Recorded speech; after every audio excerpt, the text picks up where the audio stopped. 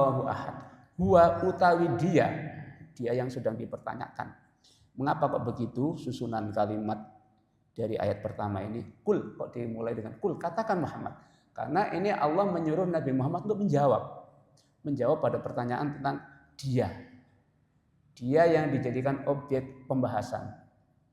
Karena surat Al-Ikhlas ini turun dalam rangka menjawab pertanyaan. Itu namanya sababun nuzul, sebab turunnya surat-surat Al-Quran. Dalam hal ini surat Ikhlas itu ada sebab turun, yaitu Nabi Muhammad digempur dengan pertanyaan bertubi-tubi. Muhammad, ya apa sih? Kok Tuhanmu cuma satu? Dan kamu saya dengar itu mencaci maki sembahan kami. Kami aja juga sudah bertuhan 360 belum cukup, nanti akan membuat Tuhan lagi. Nah, kamu kok mengajak menyembah pada Tuhan yang satu? Ini gimana? Tuhanmu itu berupa emas, apa perak, apa tembaga, apa besi? Gitu. Pertanyaannya begitu, Pak. Kira-kira Nabi Muhammad jawabnya gimana? Ya menunggu jawaban dari Allah. Karena yang bisa menjelaskan tentang Tuhan harus Tuhan sendiri, Bapak. Tidak bisa kita mempelajari tentang Tuhan dengan berfilsafat, tidak bisa.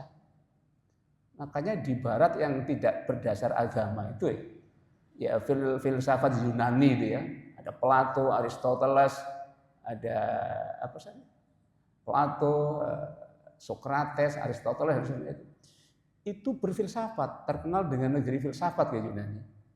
Filsafat itu berpikir secara logis, holistik, mendasar untuk menemukan kebenaran, itu namanya filsafat. Nah, kebenaran tentang Tuhan gimana? Apa bisa memberi penjelasan tentang Tuhan dengan pikiran? Tidak kuat, tidak mampu. Plato memberi penjelasan, Tuhan itu akal, gitu kan. Tuhan itu ide. Ide ada asal segala sesuatu itu ide.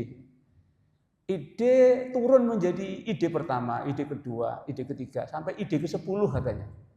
Itu disarai atau dijelaskan oleh filosof Muslim pada zaman abad ke-7 Masehi ya, namanya Al-Farabi. Timbullah teori tentang emanasi, bahwa Tuhan itu meleleh, Tuhan itu menitis, melimpah. Jadi yang namanya ciptaan alam semesta ini dan semua makhluk itu limpahan dari Tuhan.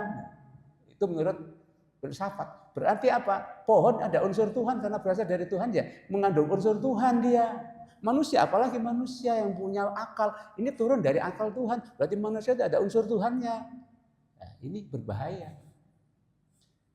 Termasuk yang berbahaya itu di dalam lingkungan Islam, dalam dunia tasawuf, ilmu tentang mistikisme Islam, kebatinan Islam. Termasuk siapa? Ibnu Arabi ya kan, termasuk Al-Hallaj juga. Akhirnya meniru berpikir tentang Tuhan dengan metode filsafat ini, ya akhirnya menghasilkan teori tentang wihdatul wujud. Wujud itu hakikatnya adalah Tuhan. Tidak ada wujud yang lain selain Tuhan. Berarti wujud yang semua ini mengandung unsur Tuhan. Orang kalau sudah berhasil mengendalikan nafsunya, sudah murni hatinya, suci, Tuhan bisa masuk dalam hatinya. Dirinya sudah menjadi Tuhan. Begitu ya Pak.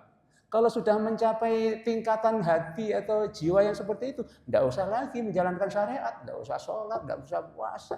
Kenapa? Puasa dan sholat itu hanya sarana menciptakan kesadaran ketuhanan kok. Dia sudah bisa wihdatul wujud dengan Tuhan. Akhirnya tidak menjalankan syariat. Berbahaya apa mboten? Berbahaya ya. Belum kuat akidahnya, ilmu akidah Islaminya belum kuat, sudah mempelajari filsafat. Jadi mencari Tuhan melalui filsafat tidak bisa. Karena apa? Karena menjelaskan tentang Tuhan itu tidak akan mampu akal manusia. Karena Tuhan itu melampaui akal manusia. Itu loh Pak ya. Karena itu kita harus bersyukur Bapak ya. Bersyukur pada Allah. Kita punya Al-Quran sebagai firman Allah yang berhasil dibukukan sampai sekarang ini dan dilindungi sampai kiamat Pak. Tidak ada kitab suci agama-agama selain Al-Quran ini yang murni sejak awal turunnya sampai sekarang nggak ada. Mohon maaf, di Kristen itu gospel itu sudah kalau dikaji itu konangan Pak. Gospel itu ada perjanjian lama itu dari Taurat ya. Ada perjanjian baru yang gospel itu ada Matius, Markus, Lukas, Yohanes itu. Yang dipilih padahal itu banyak ratusan itu. Dipilih cuma 4 karena ini mengajarkan yaitu yang menyembah Yesus itu, Pak. Oleh karena itu dikatakan kitab suci nggak bisa, Pak, nggak bisa. Tidak seperti Al-Quran sih, seperti itu. Al-Quran langsung diterima Nabi, Nabi membacakan, langsung dihafal dan ditulis, setelah Nabi wafat dihimpun menjadi mushaf sampai sekarang ini. Jadi nggak ada sedunianya Al-Quran beda-beda, nggak ada, Pak. Kalau Injil itu ya, mohon maaf ya, kita nggak berhak mengatakan kitab Kristen itu Injil, karena Injil itu cuma satu yang disampaikan Nabi Isa kepada murid-muridnya. Setelah itu nggak murni lagi Injil. Nah, Injil sekarang ini disusun dan ditetapkan sejak 325 Masehi. Baru punya kitab Injil terdiri dari perjanjian lama, Taurat itu dan perjanjian baru. Berapa ratus tahun itu selisihnya dari hidupnya Nabi Isa. Tidak bisa dikatakan valid atau sahih. Nah, seperti itu. Jadi kita bersyukur ya. Jadi diberikan Al-Quran ini menjelaskan tentang Allah. Allah sendiri yang menjelaskan, bukan filsafat manusia, bukan. Nah, ini tentang filsafat ya. Jadi filsafat itu hasil berpikirnya manusia, tidak mampu menjelaskan tentang Tuhan. Tidak bisa itu. Jadi saya ulang lagi, kul katakan Muhammad dalam rangka menjawab pertanyaan para tamumu yang ingin bertanya, siapa sih yang kau sembah itu? Huwa utawi Tuhan yang saya ajak kalian semua untuk menyembahnya, atau Tuhan yang kau tanyakan wahai tamu-tamuku, iku Allahu, namanya Allah. Huwallahu, dia itu Allah. Nah, itu ya jawabannya ya. Jadi Nabi Muhammad menjawab kepada tamunya, huwallahu ahad. Dia itu adalah Allah. Jadi Allah itu menjadi khobar ya. Khobar itu penjelas pokok kalimat atau subjek. Subjek yang dibahas adalah huwa, dia. Siapa sih dia yang kau sembah itu Muhammad, yang kau ajakkan pada kami? Huwa Allahu. Dia itu namanya Allah. Jadi Allah itu nama zat, Pak ya. Allah itu ismul zatil wajibil wujudu atau al wajibil wujudi. Allah itu adalah ismul zat, nama diri Tuhan yang maha besar, yang akbar. Nama diri, bukan nama sifat ya. Kalau nama-nama yang menunjukkan sifat atau kualitas atau sifat-sifat kesempurnaan Allah namanya Asmaul Husna. War-Rahmanur Rahimul Malikul Quddusus Salamul Mu'minul Muhaiminul Azizul Jabbarul Mutakabbirul Khaliqul Bari'ul Musawwir. Ilah ya. Berapa jumlahnya Pak Asmaul Husna? Sampun khatam ngaji Asmaul Husna, itu keterangan tentang Allah, tentang kualitas Allah, sifat-sifat Allah. Nabi bersabda, lillahi mi'atu ismin, bagi Allah ada 100 nama, illa wahidan, kecuali satu. Berarti berapa? 99. Man hafidhaha dakhalal jannah. Man sapane wong iku hafidho, iso ngrekso, iso memahami, iso memakrifatkan dirinya kepada Allah melalui memahami Asmaul Husna itu dengan betul-betul menjiwainya sehingga dia memahami atau makrifat kepada Allah. Itu man hafidhoha dakhala, maka pasti masuk al-jannah, surga. Tapi orang-orang biasanya diajak ngaji Asmaul Husna itu mau malas. Ngajinya itu mau malas, ya Allah. Saya yakin yang membuat malas itu setan. Karena ada setan yang namanya dabur ya. Jenis anak buah iblis namanya dabur. Penggawaiannya itu, tugasnya, perannya itu membuat jiwa-jiwa manusia malas mengaji kebaikan. Apalagi ngaji Al-Quran. Ada setan dabur apa namanya dia. Atau zambur, ada lagi nama-nama anak buah iblis. Tugasnya kalau hatinya manusia ingin baik, dihalang-halangi. Ingin ngaji dihalang-halangi, malah suka usah. Yang asalnya niatnya kenceng menjadi buyar. Gak penting itu begitu. Ada tugas lagi yang gaene itu penggawaiannya itu mengajak orang supaya berbuat maksiat yang berat-berat zina. Zina yang zina yang jahat dan buruk, perbuatan binatang menjadi indah. Yang membuat indah itu dimanipulasi oleh anak buah iblis. Sehingga manusia menjadi tertarik untuk zina. Enggak apa-apa zina itu. Memang ada makhluk di luar kita yang kita nggak tahu, tapi dia makhluk gaib, bangsa jin itu apa? Iblis anak buah yang selalu jiwa kita itu diterobos kalau bisa. Kalau kita lengah kemarin keterangannya surat An-Nas tadi.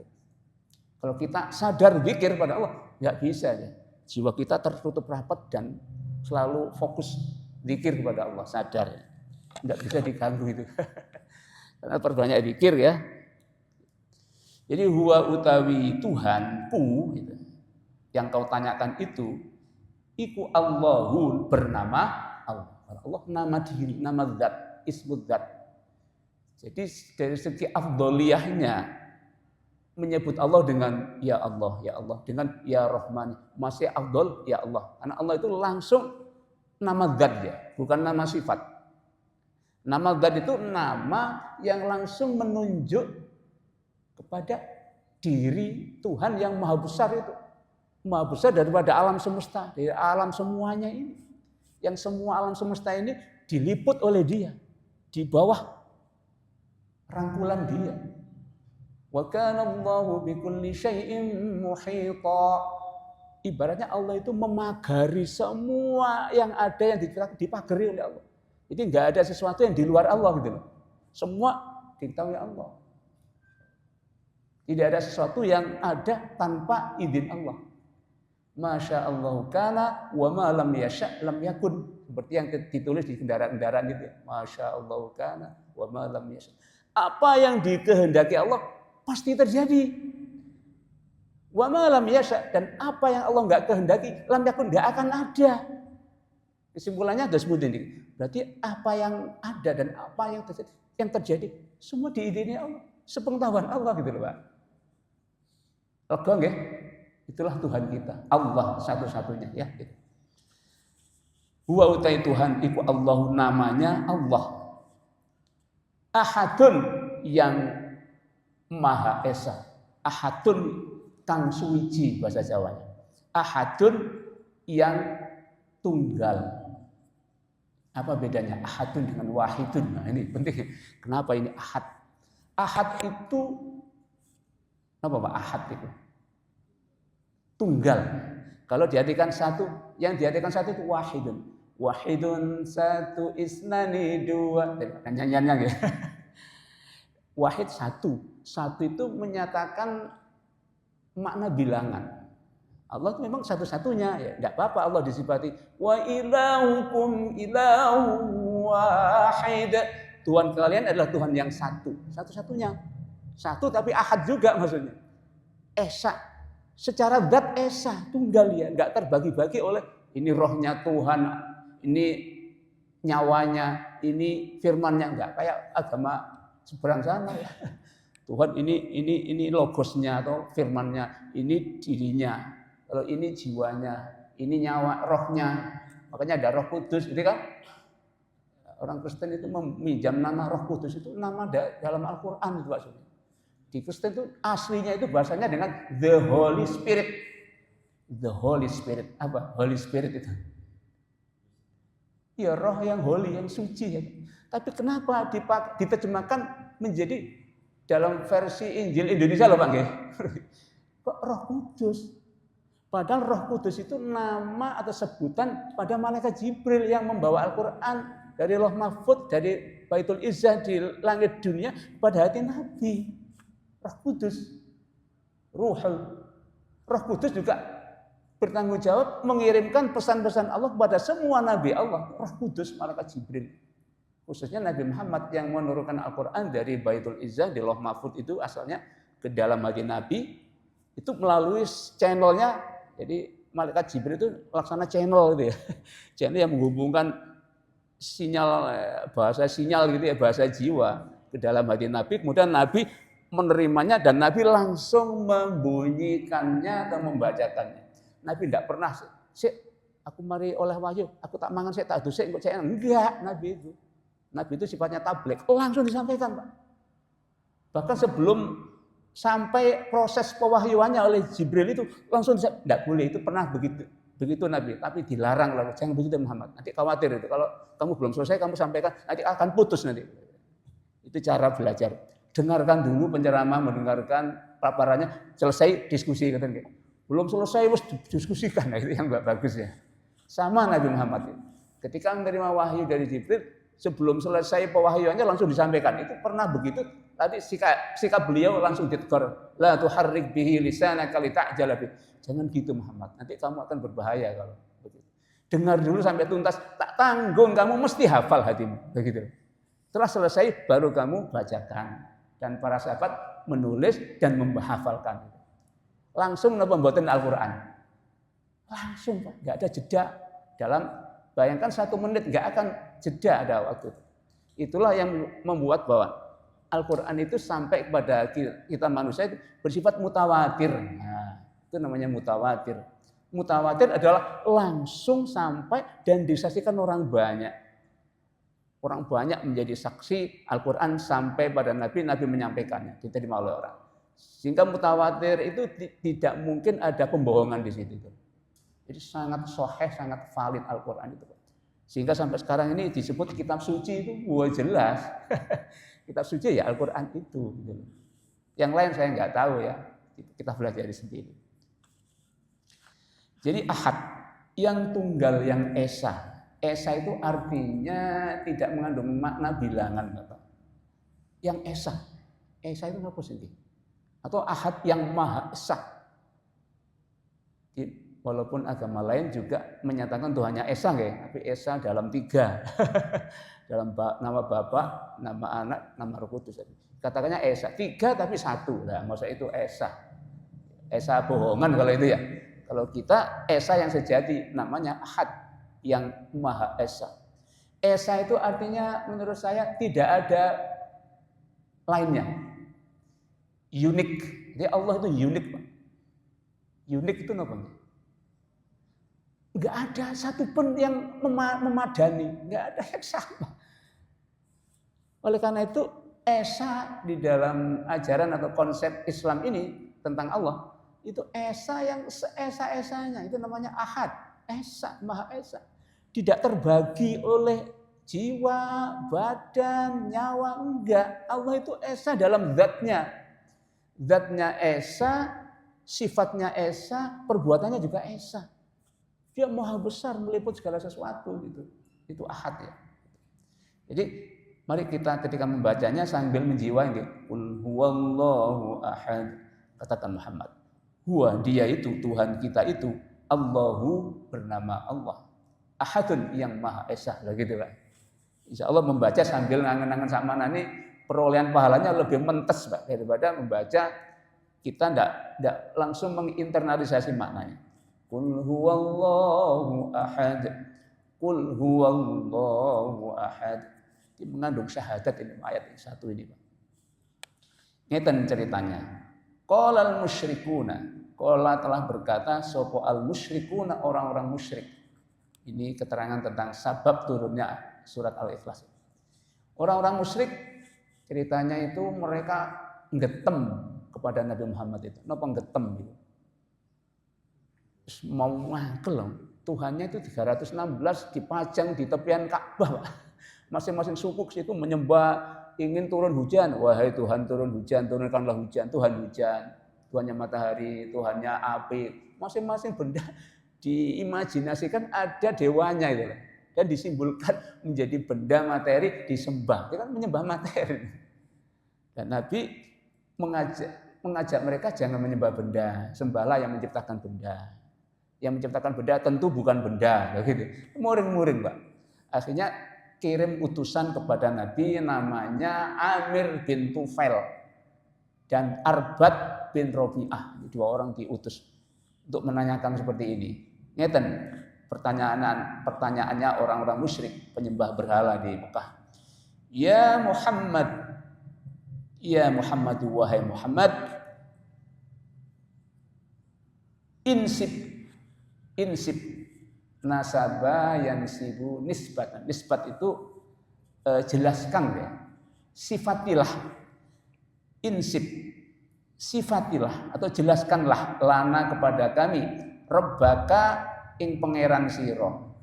Maksudnya insib lana Rabbaka. Terangkan kepada kami tentang Tuhanmu, Rabbaka Tuhanmu. Ya apa sih Tuhanmu itu? Apakah dia dari perak atau dia dari tembaga atau dari emas? Jelaskan supaya ingin tahu sih kok kamu mengajak menyembah satu Tuhan yang maha besar itu gimana sifat-sifatnya? Di surat Al-Ikhlas ini menjelaskan sifat pokoknya Tuhan kita yang bernama Allah tadi ya. Ai maknanya insib itu udzkur, sebutkanlah atau tuturkanlah nasabahu ing nasabe Tuhanmu. Napa nasabnya? Ini memang para penyembah benda-benda yang dianggap Tuhan, ya penyembah Tuhan yang banyak itu terbiasa berpikirnya itu bahwa Tuhan itu punya keluarga, Pak. Jadi Tuhan yang maha tinggi beranak pada Tuhan yang maha tengah, Tuhan tengah, dan Tuhan yang di bawah berupa manusia. Jadi Tuhan yang tinggi itu tidak bisa dilihat oleh manusia. Karena itu dia menurunkan anaknya menjadi Tuhan bawahannya. Tuhan ini menikah dengan perawan-perawan suci, punya anak, anak itu diklaim sebagai keturunan dewa itu. Seperti dewa Hermes, dewa mana matahari Jepang gitu kan. Ketika menjajah kita kan dia keturunan dewa matahari. Itu raja-raja zaman dulu mengaku keturunan dewa, keturunan Tuhan. Supaya apa? Supaya disegani oleh rakyatnya, itu caranya. Jadi zaman dulu itu setelah marak bahwa Tuhan itu diyakini menitis menjadi manusia. Tuhan menjadi reinkarnasi agama dewa-dewa Brahma, dewa Wisnu, seperti itu juga agama-agama dulu. Lah namanya agama Yahudi dan Nasrani ketularan, Pak. Kenapa? Karena agama Yahudi dan Nasrani yang dibawa Nasrani Nabi Isa itu kan hidup di Palestina ya. Kalau nama dulu itu tanah Kan'an, sekarang itu Palestina itu. Itu dulu dikuasai berbagai kerajaan. Pada tahun 600 sebelum Masehi orang Israel dijajah oleh kerajaan Babilonia, Babil. Babil itu nama kuno, sekarang Irak gitu. Raja Nabukadnezar, Bukhtanasor. Dihancurkan kuil Solomon gitu waktu itu. Tinggalan tempat ibadah yang dibangun Nabi Sulaiman, dihancurkan. Taurat digawain nang kali, wah hilang semua. Orang-orang Yahudi, Bani Israel diperbudak. Kemudian berganti dikuasai oleh Raja Darius dari Persia. Persia itu sekarang itu Iran gitu ya. Itu menguasai tanah Kan'an itu. Akhirnya orang Yahudi dipindah dari Babilonia Irak, dipindah ke Iran dan boleh pulang. Itu sekitar tahun 350 sebelum Masehi. Ketika pemulangan ini maka Bani Israel diberi hak untuk membangun rumah ibadah lagi, bait suci yang kedua. Sampai Nabi Isa lahir, yaitu sebelum abad ke-1 Masehi, Nabi Isa lahir menikmati itu. Nabi Isa lahir waktu itu dijajah ganti oleh raja kerajaan belum ya. Sebelum itu dari Darius hanya tidak lama 1 abad saja dikuasai oleh kerajaan Yunani. Di situ ada raja besarnya Alexander the Great. Raja siapa itu? Raja Iskandar Delkornen ya. Dijajah. Iskandar Delkornen dan masyarakatnya itu masyarakat Yunani menyembah berhala, Pak, menyembah dewa-dewa, tuhannya politeisme. Diboyong ke sana. Setelah Yunani dikuasai Romawi, sejak Nabi Isa lahir, Palestina dikuasai oleh Kaisar Romawi sampai jauh berabad-abad itu. Apa enggak berubah agama tauhid yang dibawa Nabi Musa dan Nabi Isa? Berubah, Pak. Buktinya Kristen itu berubah dari tauhid yang diajarkan Nabi Isa menjadi agama Trinitas, menyembah 3 dewa. Nabi Isa dikatakan anaknya Allah. Ketularan cara bertuhannya orang Yunani dan orang Babilonia juga, bahwa Tuhan itu punya anak manusia. Supaya apa? Supaya manusia ini sebagai bentuk wujud nyata dewa itu dan bisa berkata-kata manusia, supaya disegani, supaya mengatur dan menjadi raja, seperti itu contohnya. Ketularan semua. Nah, diselamatkan oleh Allah dengan mengutus Nabi Muhammad, Nabi terakhir, dengan membawa kitab suci Al-Quran, isinya adalah memurnikan ajaran Islam, ajaran tauhid itu. Ini Nabi Muhammad itu tidak membawa ajaran baru, Pak. Ajarannya sama dengan para nabi terdahulu. Bahkan dalam sebuah hadis Nabi itu bersabda, ya dan sabdanya, perumpamaanku dengan para nabi sebelum saya itu bagaikan seorang yang membangun rumah. Jadi perumpamaan saya bersama para nabi-nabi yang sebelum saya itu diumpamakan sebagai orang yang membangun rumah. Orang yang membangun rumah dibaguskan, disempurnakan, setelah jadi megahlah rumah itu.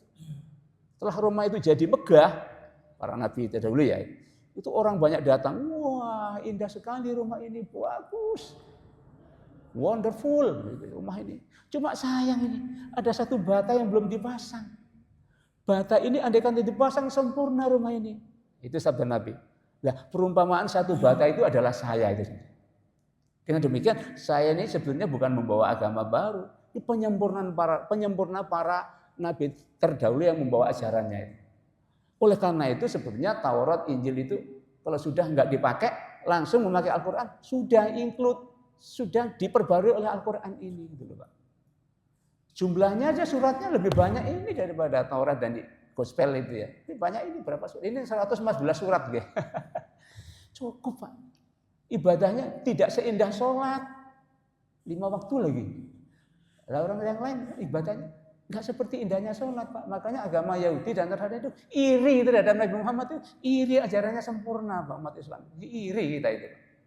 Iri ya. Makanya orang-orang Kristen yang masuk Islam itu enak ya, umat Islam itu diajarkan dekat selalu dengan Tuhan itu. Allah, saya kalau mendengar azan itu denginging, saya terenyuh. Bisa menjadi mualaf ya. Karena memang ajaran kebenaran tauhid dan Islam di sini.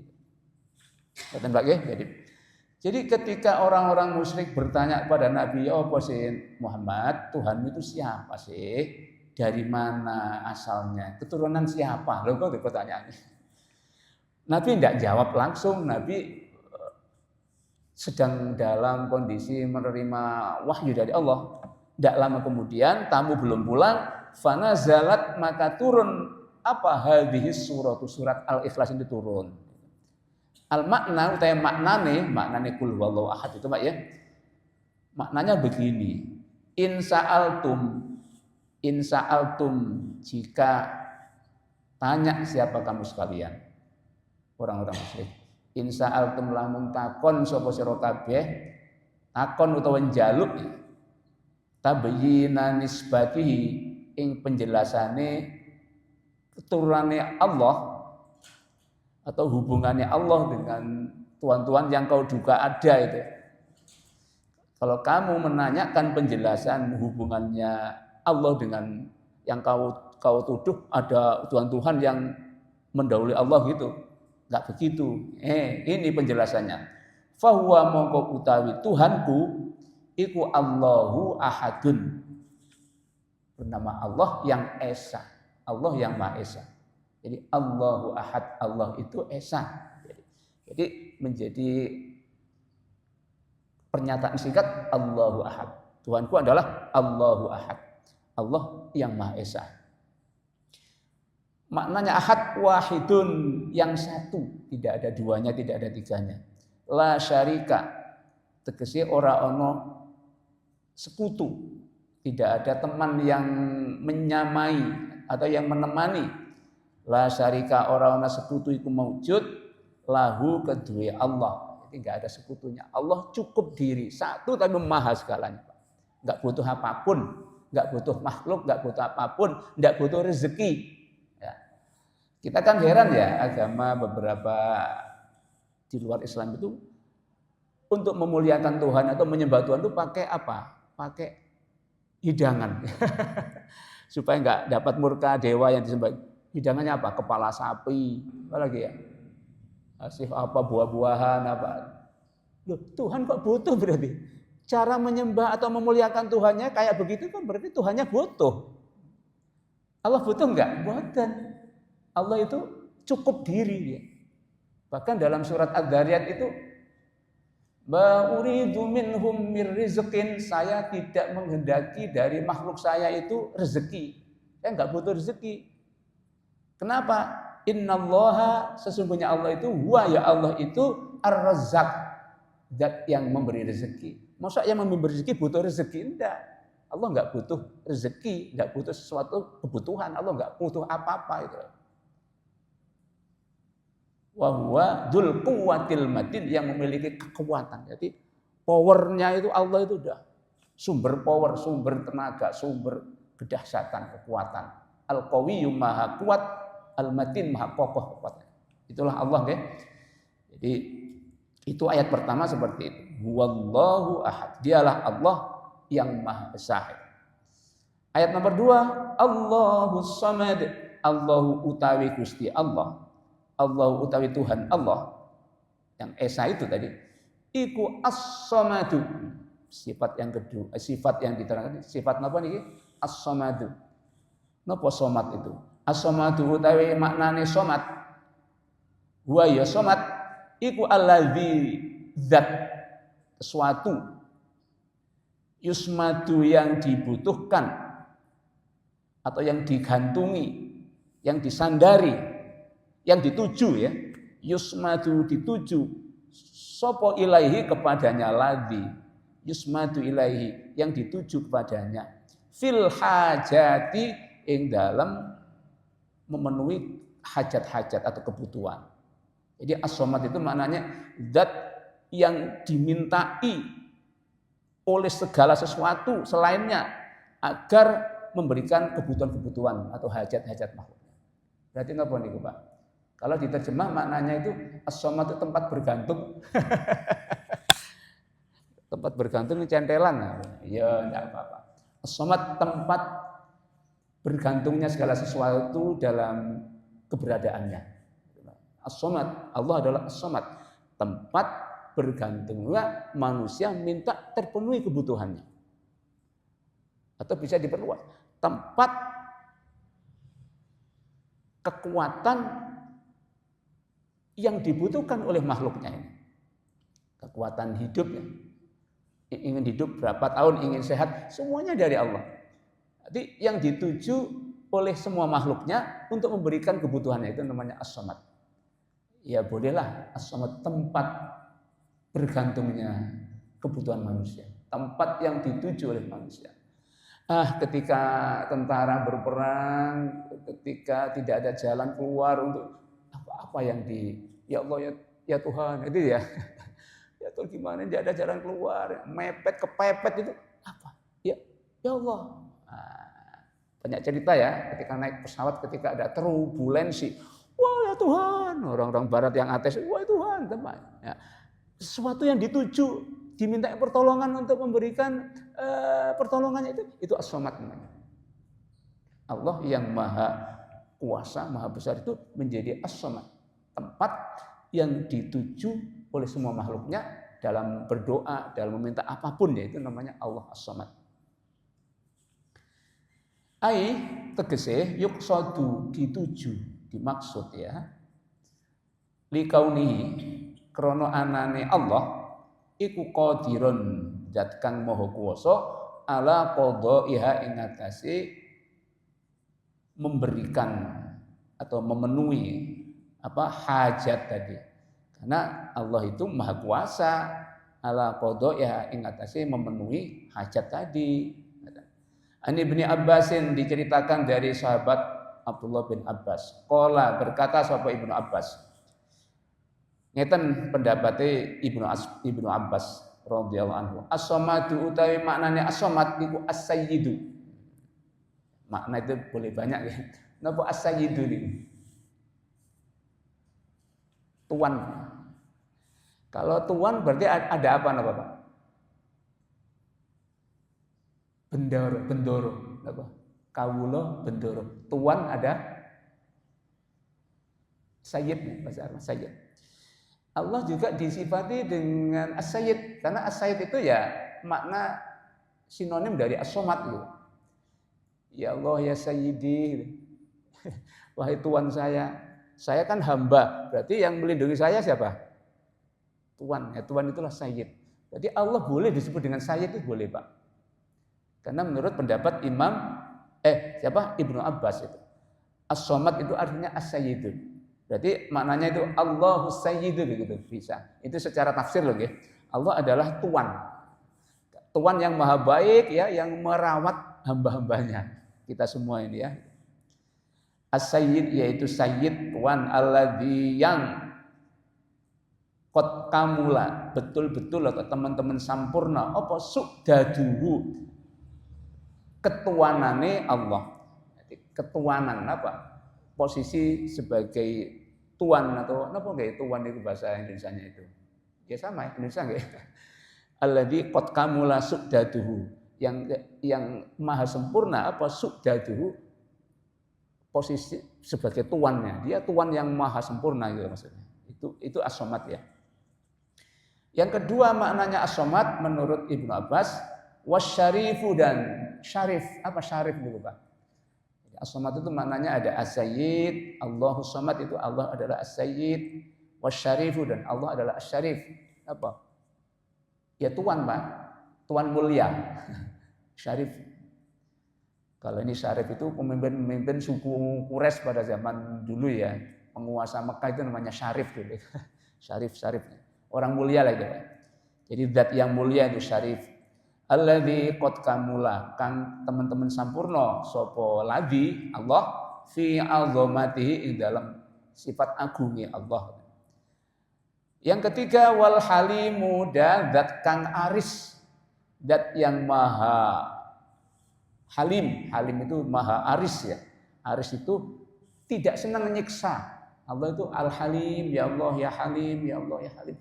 Tidak suka menyiksa hamba, tapi memberi tenggang waktu supaya taubat disempur, semuanya dimaafkan.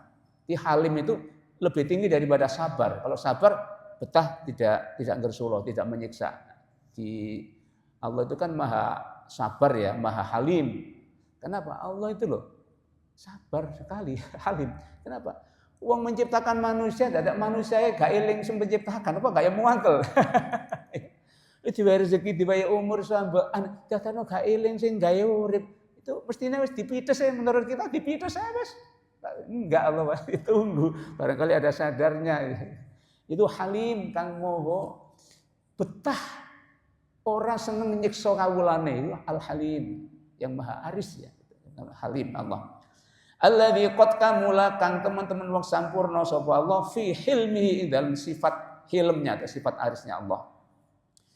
Yang selanjutnya makna as-somad wal ghaniyyu, yaitu zat yang kaya. Yang ghani itu yang kaya, itu yang sugih, enggak butuh apa-apa. Allah itu enggak butuh apa-apa, Pak ya. Kita jangan sekali-kali sholat kita itu dibutuhkan Allah loh Pak nggih.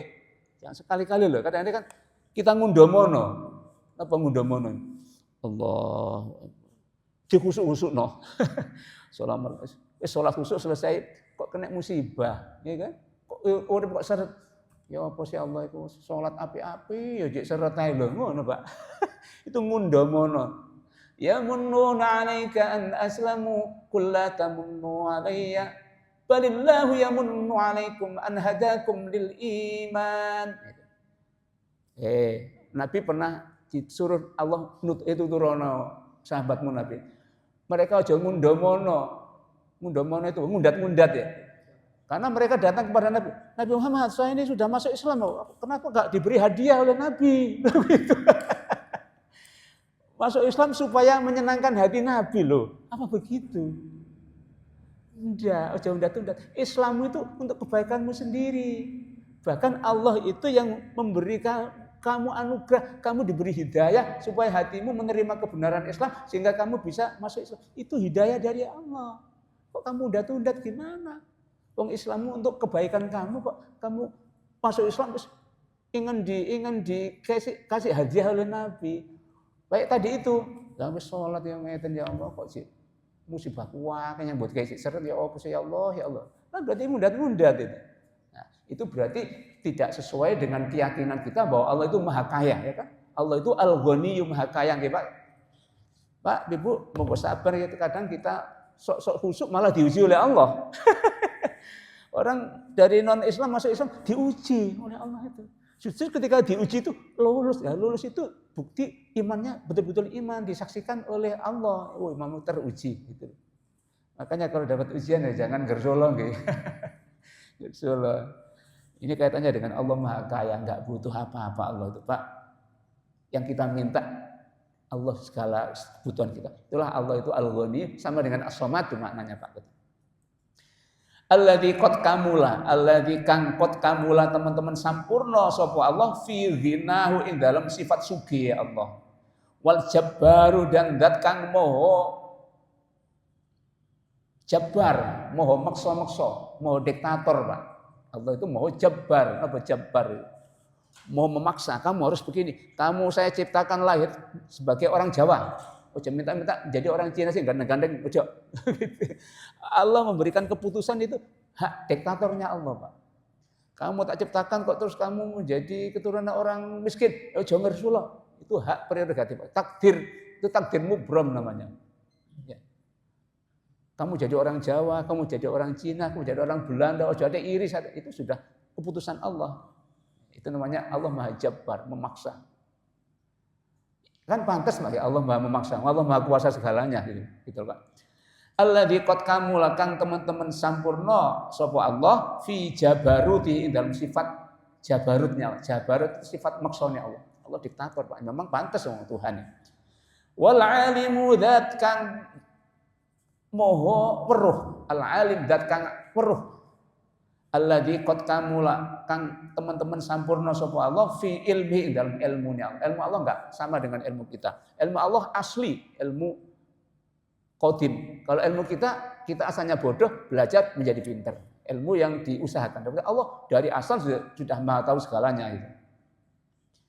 Wal hakimu dan zat yang maha bijaksana. Al hakim penuh hikmah di dalam menciptakan apapun ada hikmahnya. Allah menciptakan jenengan semua ada hikmahnya, Pak. Allah menciptakan ada hikmahnya. Tidak perlu diprotes. Itu namanya Allah Al-Hakim, Maha Bijaksana. Kalau kita meyakini Allah sebagai zat Al-Hakim, artinya kita harus menerima apa yang diputuskan oleh Allah, yang ditakdirkan oleh Allah. Alladzi qad kamula yang teman-teman telah sempurna sapa Allah fi hikmati dalam kebijaksanaannya Allah. Wa wa Allah iku Allahu bernama Allah subhanahu kelawan moho sucinya Allah. Allah moho suci dari sifat-sifat lemah, dari sifat-sifat yang jelek seperti orang-orang yang tidak tahu Allah menyifati Allah macam Allah itu punya tersusun dari firman, firman menjadi manusia, jadi Allah itu inkarnasi menjadi. Ini adalah menyifati Allah secara bodoh, Pak. Menyifati Allah atau menjelaskan Allah secara bodoh itu besok dituntut di akhirat. Lambenya diantemi oleh malaikat Jibril. Wala taqulu 'ala Allahi ghairal haqq. Jangan menerangkan Allah, mengatakan Allah sifatnya gini tapi tidak berdasar pada Allah sendiri. Kan keliru berarti. Seperti orang-orang Trinitas itu yang Kristen itu seperti itu. Orang Yahudi punya sifat Allah di Talmud itu. Allah itu setelah menciptakan langit selama 6 hari, di hari ke-7 Allah pegel. Duduk menggos-menggos. Lah kurang ajar. Itu subhanallah. Kita langsung menyambut subhanallah. Allah Maha suci dari sifat-sifat yang lemah, dari sifat-sifat yang tidak layak bagi Allah itu. Subhanahu wa ta'ala. Wa hadhihi sifat mulai as-sayyid dan seterusnya itu sifatun merupakan sebuah keterangan atau sifat tentang Allah la tambagi kang ora sayegya, tidak selayaknya disifatkan illa kecuali lahu untuk Allah tok. Jadi kita disebut as-sayyid pada hakikatnya enggak patut, al-ghani enggak patut, al-jabbar enggak patut. Yang patut hanyalah Allah itu. Nomor 3 lam yalid orang mana sapa Allah. Ini menjawab pertanyaan orang Kristen ya. Karena surat Ikhlas ini turun juga banyak sebab nuzulnya, Pak. Terkadang ada dari Nasrani atau orang Kristen Najron. Najron itu orang Yaman. Kristen Najron datang kepada Nabi, wilayahnya Abroha dulunya. Raja Abroha dari Yaman ya. Kristen sana sudah banyak Pak dulu sebelum Nabi Muhammad. Nasrani datang kepada Nabi, itu tadi kok Tuhanmu satu gimana? Dari emas apa dari perak? Di sini jawabannya ini, menjawab orang Kristen ini. Lam yalid orang beranak sapa Allah, walam yulad dan tidak dijadikan sebagai anak Bunda Maria. Soalnya Kristen itu adalah si bapak itu di surga itu karena terlalu tinggi sehingga manusia ini tidak bisa melihatnya, tidak bisa menyaksikan keagungannya, maka dia turun menjadi manusia, menjelma, Pak. Maksud Allah menjelma pada genderuwo apa ya? Disifati menjelma itu kurang ajar, Pak. Dosa gede. Disifati Allah secara enggak benar, dosa gawede, Pak. Ya selevel dosa syirik, Pak. Oh dipadak nembek makhluk ya. Agama apa yang menginkarnasikan Tuhannya? Dewa ini menginkarnasi menjadi Krishna. Ada ular di sini. Dewa apa yang menjelma? Nggak ada menjelma Allah, Pak. Allah nggak usah menjelma, sudah bisa tuh memberi wahyu langsung. Nabi Musa itu seorang nabi yang langsung diberi firman Allah, nggak pakai malaikat Jibril, langsung. Tapi tidak bisa melihat Allah langsung, hatinya ada wahyu dari Allah, bisa. Kenapa orang Kristen mengatakan, ya supaya Allah di Bapa itu di surga bisa dilihat manusia, disaksikan kemuliaannya, harus turun menjadi anak manusia. Oleh karena itu yang namanya Yesus itu, yaitu Allah yang menjadi manusia. Ngono ya Pak. Apa enggak subhanallah nggih? Subhanallah Pak. Dosa gede Pak, Pak. Ya, sampai mati punya keyakinan seperti itu, wis. Orang musyrik itu finari jahannam khalidina fiha. Kekal di neraka jahanam. Ulaika mereka yang musyrik menyekutukan Allah itu syarrul bariyah, seburuk-buruk makhluk Allah di bumi. Naudzubillah min. Alhamdulillah kita sebagai orang yang mengesahkan Allah nggih. Alhamdulillah kita pertahankan Pak. Hidup apapun kondisi hidup kita, jangan sampai kita pindah keyakinan tentang Allah gitu. Ailam yastur maknanya lam yastur orang metu anhu saking Allah waladun anak. Allah mana lah ya kurang ajar. Kok madakno nang makhluk ya. Walam yasturan orang metu atau lahir sapa huwa Allah ansaiin dari swiji-wiji panawan ayu Maryam lah. Allah masuk rahim Maryam lahir sebagai manusia yang bernama Yesus, itu Allah yang menjadi manusia ngono lah. Kurang ajar ya. Merendahkan Allah dari zat yang maha melampaui segalanya menjadi materi benda kayak manusia gini. Ya Allah, itu kan dia bagus, itu dosa besar. Li anna Quran sak temene Allah iku lam yujanis orang madani jenis hu ing Allah apa syai'un suci-suci. Enggak ada yang menyamai Allah sedikit pun, Pak. Walistihalati nisbatil adami ilahi. Walistihalati lan krana muhale nisbatil adami anane sifat ora ono ilahi maring Allah sabikon ing dalam zaman dhisik dahulu walahikon dan ing dalam zaman yang akan datang. Jadi Allah nggak ada itu maksudnya itu. Allah itu zat yang nggak pernah nggak ada. Kita kan pernah nggak ada ya. Kita pernah nggak ada. Bumi pernah nggak ada Pak dulu Pak. Meledak, Big Bang itu ada. Allah nggak pernah nggak ada. Ada sedia kala, langsung ada, selamanya ada. Itu namanya apa? Qidam. Qadim, Allah Maha Qadim. Baqo abadi, nggak akan sirna. Yang sirna adalah, yang fana adalah makhluk. Betul nggih? Fa innal mauluda mongko sak temeni menungso sing dilahirno iku kana ana apa maulud iku makduman perkara kang ora ana. Jadi makhluk apapun, apa itu langit dulunya enggak ada. Qabla an yulada ing dalam sakgurunge dilahirna itu enggak enek asale. Nabi Isa dulunya pernah enggak ada, terus ada terus itu diarani Allah menjadi manusia bernama Nabi Isa atau Yesus. Kan ya keterlaluan itu ya tentang Allah. Falaisa mongko ora ana lillahi kedue Allah taala maha luhur sapa Allah, sapa sing ora ana bagi Allah abun bapak. Masa Allah di bapak lah ya dipadakno mbek makhluk ya. Padahal keyakinan dewa-dewa, dewa ini bapaknya ini berstruktur ngoten. Hatta yunsaba sehingga dinisbatno atau dihubungkan sapa Allah ilahi maring ab. Mosok ngono ta Allah ya? Enggak. Qala Qatadah, berkatalah Imam Qatadah ngeten. Ngeten. Riwayat dari Imam Qatadah ahli hadis ini juga. Inna musyrikil Arabi sak temene wong musyrik Arab iku qalu berkata. Apa perkataan orang musyrik Arab pada zaman Nabi itu? Al malaikatu utai para malaikat iku banatullahi anak-anak wedoke Allah. Ini orang musyrik dulu meyakini bahwa malaikat itu sing jenenge malaikat itu anake Allah tapi anak wedok. Padha dene iki, padha gendenge niki ya Allah. Wa qalatil yahudu wa qalatan berkata sapa al yahudi wong-wong Yahudi. Ngeten pendapat atau keyakinan orang Yahudi. Uzairu ibnullah, Uzairun utai Uzair Nabi Azor, Pak. Nabi Uzair iku ibnullahi anak lanange Allah, orang Yahudi, Pak. Uzair ibnullah anaknya Allah. Jadi sembah Nabi Uzair, patungnya disembah. Wa qalatin nasara wa qalat lan berkata sapa an-nasara wong-wong Kristen. Yang jelas-jelas musyrik itu Kristen, Pak.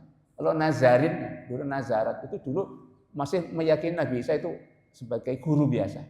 Guru yang mengajarkan Taurat itu biasa. Tapi yang jelas-jelas Kristen itu menurut pendapat Paulus. Jadi sumbernya adalah ajaran Paulus. Itu Kristen ya. Nasara di sini orang Kristen. Apa pendapat mereka? Al-Masih utai Nabi Masih Isa iku ibnullah, anak lanangnya Allah. Sing lahir ke dunia. Ya ada yang mengatakan Allah yang menjadi manusia, ya ada yang mengatakan memang anaknya Allah dikirim ke dunia untuk disalib supaya disalibnya itu menebus dosa loh, betul Pak. Jadi memang anaknya Allah sing dilahirkan melalui proses hamile Maryam supaya lahir, supaya disalib dibunuh dalam rangka menebus dosa manusia. Enggak masuk akal, Pak. Masa Allah mengampuni dosa lalu anaknya disalib, dibunuh. Enggak masuk akal, Pak. Lah apa Allah mengampuni dosa langsung diampuni aja. Langsung mengajarkan pembunuhan berarti itu. Enggak bisa dibunuh. Akhirnya apa? Mereka memuliakan salib, Pak. Yang disembah salib, apa enggak berhala itu. Yes, subhanallah betul. Fakadzabahumullah. Jadi Nabi Isa dia arane anak lanangnya Allah itu orang Nasrani nggih. Fakadzaba mongko menggorohkan atau menganggap goroh ing semua manusia tadi itu, malaikat, anak semua orang pendapat Yahudi. Sapa Allahu Gusti Allah. Allah mendustakan keyakinan mereka semua itu. Dengan faqala maka berfirman Allah lam yalid wa lam yulad, tidak beranak dan tidak diberanakan.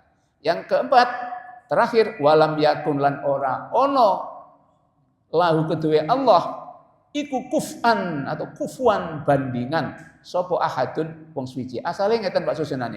Walam yakun ahadun kufuan lahu. Mboten asale ngeten. Cuma ini karena bahasa saja nggih, bahasa syair diulet-ulet. Walam yakun ora ono sapa ahadun wong suci.